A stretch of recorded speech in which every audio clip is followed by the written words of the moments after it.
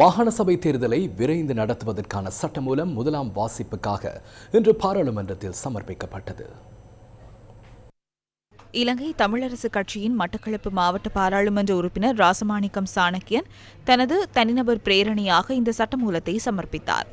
Honorable Speaker, I present the Provincial Council's Election Amendment Bill. Thank you.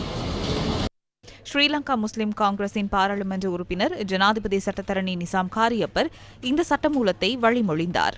Honorable Speaker, 1988 අංක 2 දරන පළාත් සභා ඡන්ද විමසීම පනතේ සංශෝධන කිරීම සඳහා වූ කෙටුම්පත මම අනුමත කරන අතර සඳහා ඉදිරිපත් කරන ලද කෙටුම්පත මම ස්ථීර කිරීමට අවසර ලබා.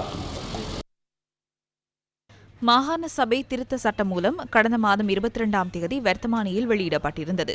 1988ஆம் ஆண்டின் 2ஆம் இலக்க மாகாண சபை தேர்தல்கள் சட்டத்தை திருத்துவதற்கானதொரு சட்டமூலம் என மே மாதம் 22ஆம் தேதியிடப்பட்டு இந்த வர்த்தமானி பிரசுரிக்கப்பட்டிருந்தது. மாகாண சபை தேர்தல்களை நடத்துவதற்கு சில சட்டப்பூர்வ தேவைகள் பூர்த்தி செய்யப்பட வேண்டும் என்பதுடன் அதற்கான ஆரம்பகட்ட பணிகளை மாகாண சபைகள் உள்ளூராட்சி மன்றங்கள் அமைச்சு ஏற்கனவே ஆரம்பித்துள்ளதாக விடயத்துக்கு பொறுப்பான அமைச்சர் பேராசிரியர் சந்தன அபேரத்ன கடந்த மாதம் 23ஆம் தேதி பாராளுமன்றத்தில் தெரிவித்திருந்தார்.